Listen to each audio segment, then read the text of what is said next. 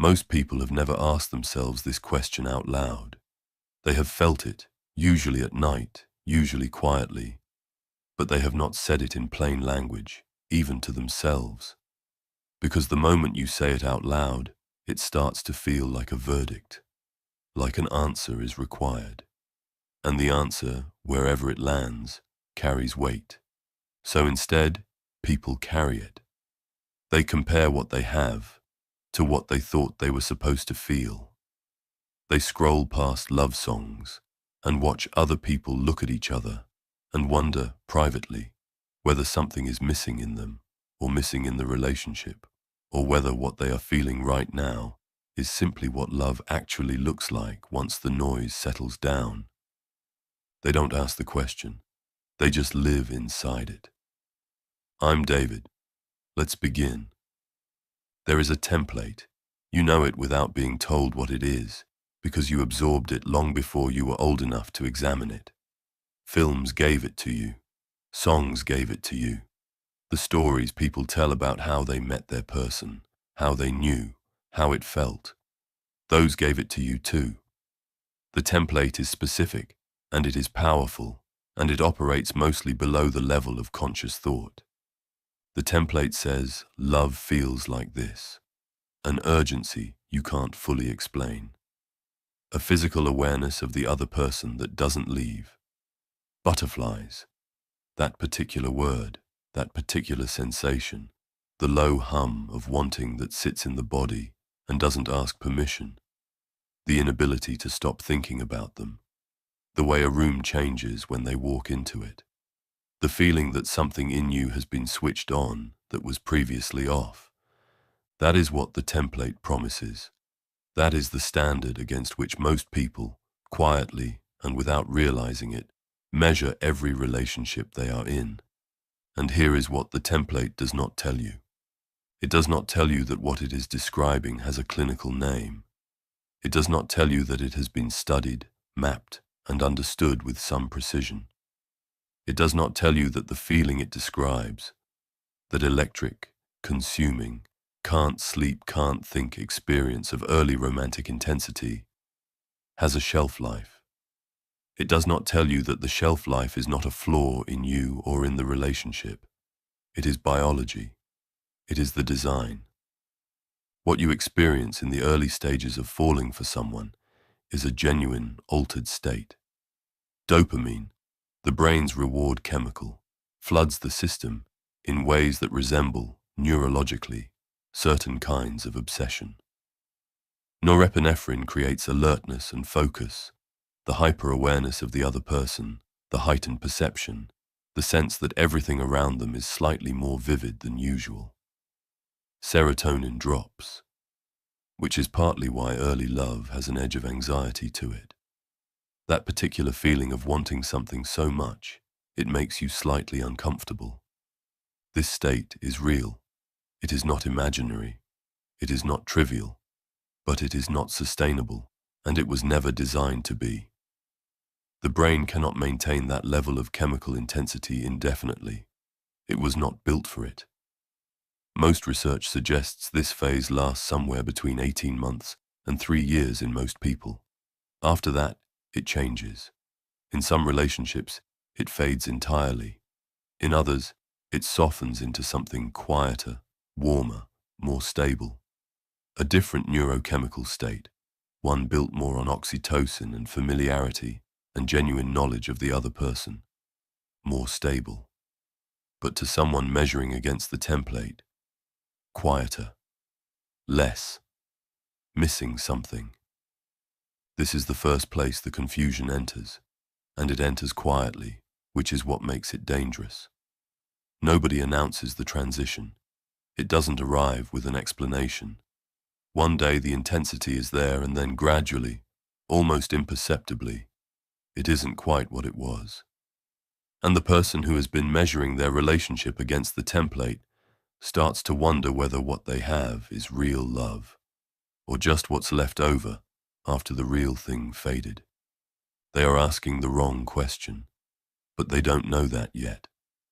Carl Jung spent a significant portion of his life thinking about why human beings fall in love. not the biology of it, the psychology. What is actually happening beneath the surface when one person looks at another and feels that particular pull? His answer was uncomfortable and precise in equal measure, which is generally what happens when someone is telling the truth about something we prefer to keep mysterious. Jung observed that when we fall in love, particularly in that intense, consuming early way, we are not only responding to the actual person in front of us, we are responding to an image, an inner image, built up over years from everything we have experienced, everything we have needed, everything we have yearned for and not found. He called the masculine version of this image the animus, the feminine version the anima. The specifics matter less than the principle. The principle is this: we carry within us an idea of what love should feel like, who love should come from, what the person we love should be like. And when we meet someone who resembles that image, even partially, even in one or two specific ways, something fires. The intensity is not entirely about them. It is partly about the recognition, the sense that something we have been carrying, something unresolved and unnamed, is finally being seen. This is why falling in love can feel almost like a memory, like finding something you didn't know you'd lost. It is also why, and this is the part that is harder to sit with, the person you fall in love with is never quite the person you think you're falling in love with. Not in the beginning. In the beginning, you are partly in love with your own projection. The real person is there, but layered over them is the image. And the image, for a while, is what you see. Jung called the moment this changes disillusionment. It sounds like a loss. In the conventional understanding of the word, it is. But Jung meant something more precise. Disillusionment is the removal of the illusion. The image begins to fade. The projection begins to lift. And what is left, standing in its place, is the actual person. This is the moment most relationships either deepen or end. For many people, the removal of the projection feels like the removal of the love itself. The intensity goes.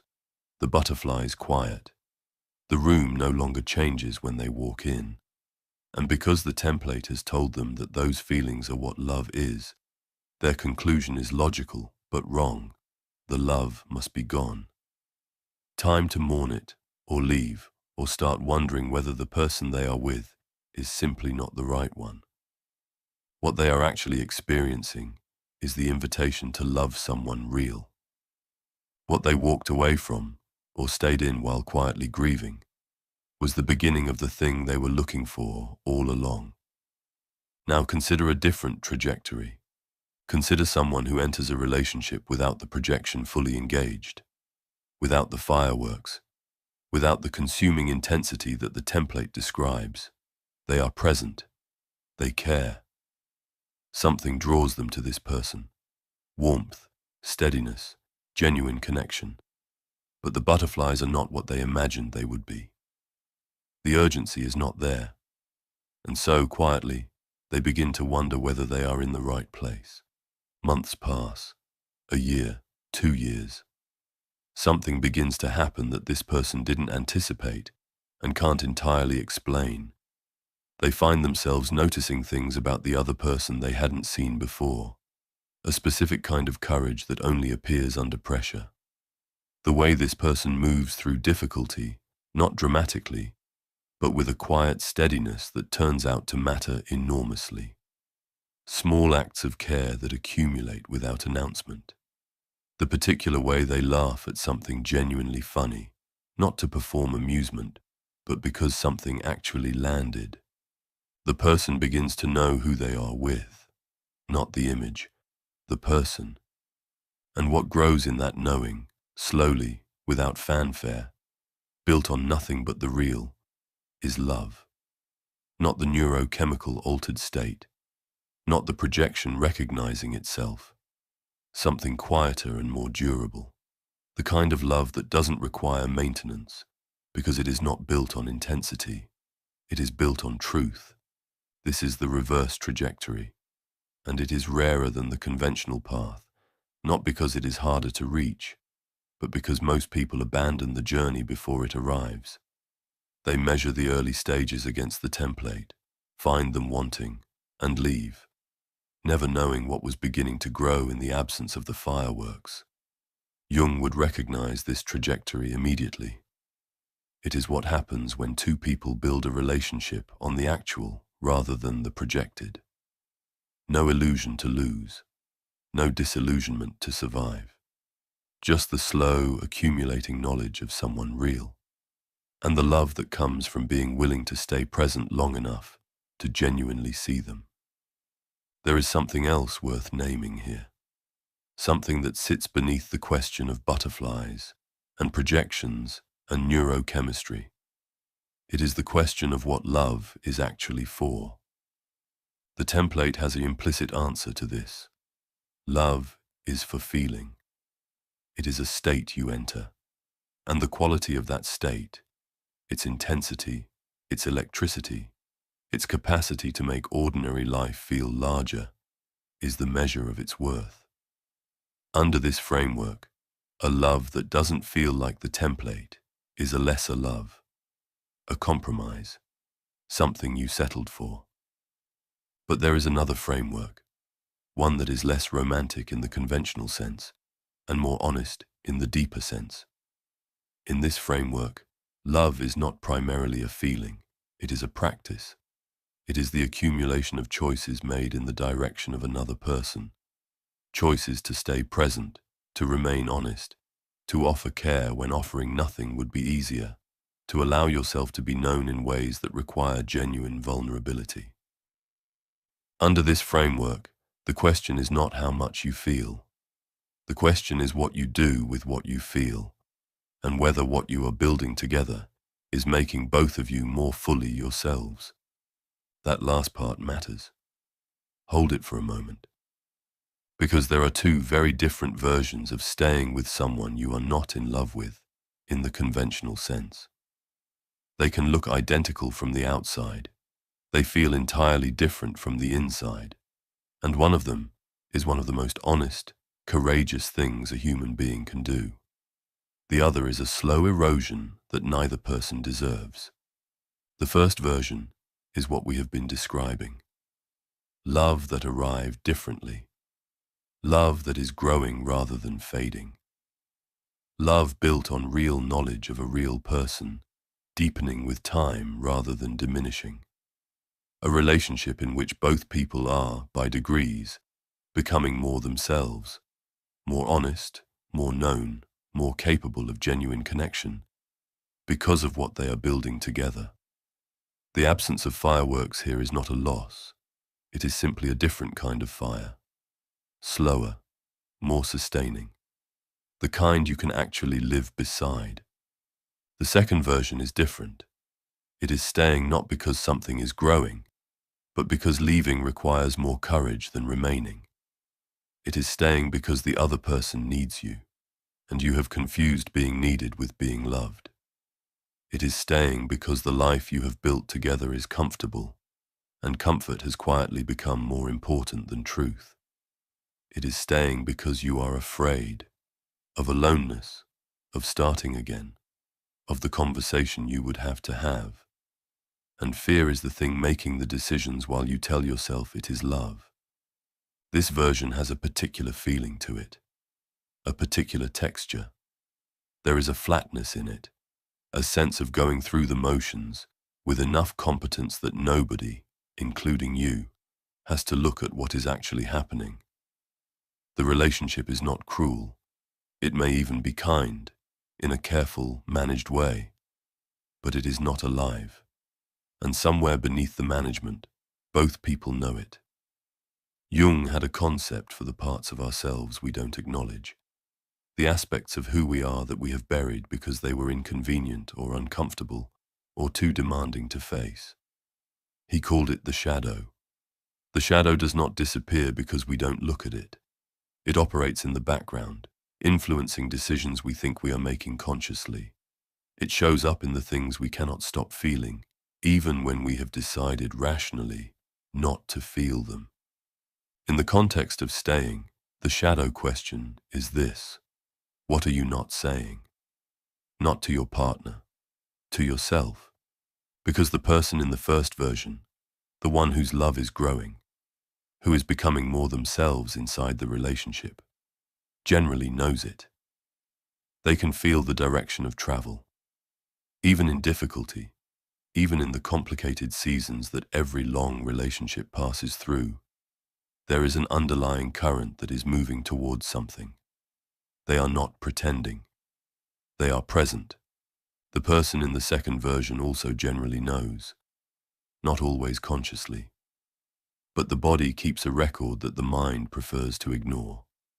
The slight tension that appears before they come home, the private relief when plans are cancelled, the way a particular song or film or glimpse of something that looks like aliveness produces a feeling that takes a moment to identify, and that, once identified, they quickly set aside.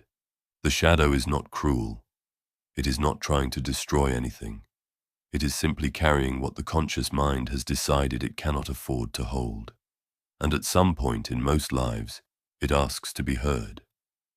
So the question is not simply, am I in love with this person?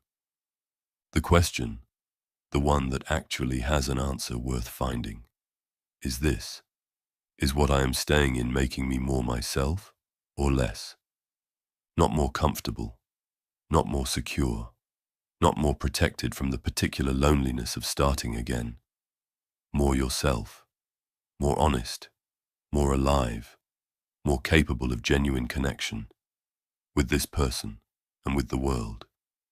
If the answer is yes, then what you have, regardless of whether it matches the template, regardless of whether the butterflies arrived on schedule, regardless of whether it looks like anyone else's love story, is real.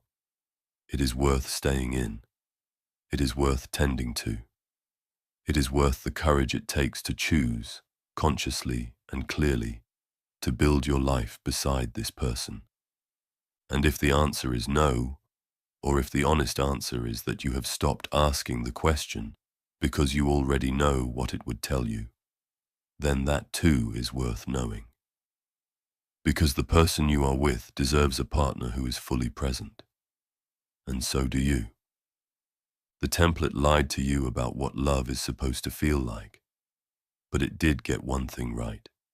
Love is supposed to be something, not a performance, not a management exercise, not the careful maintenance of an arrangement that stopped being honest some time ago.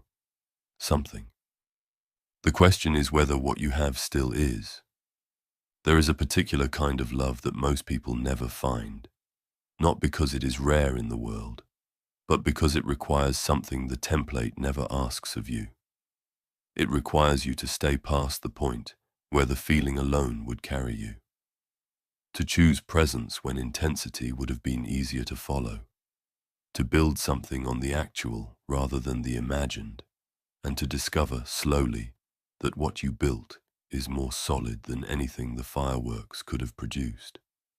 Some people arrive at love the conventional way, through the intensity, the projection, the electric beginning, and find their way to something real on the other side of it. They are lucky, in a particular sense. The experience of disillusionment, survived and worked through, can produce a depth of connection that might not have been possible any other way. And some people arrive at love by a different road entirely, without the drama of the beginning, without the projection to lose. They look up one day and realize that the person beside them, the person they have been present with and honest with and genuinely seen by, is someone they love in a way they cannot entirely explain. Because it grew so quietly, they missed the moment it became undeniable. Neither path is superior. Both are real. Both require something of you. Both, if you are paying attention, will ask you eventually to choose, not just to stay, but to stay consciously, with full knowledge of what you are choosing and why. The butterflies, if they come, are an invitation. They are the beginning of a question, not the answer to it. What you build from there is up to you.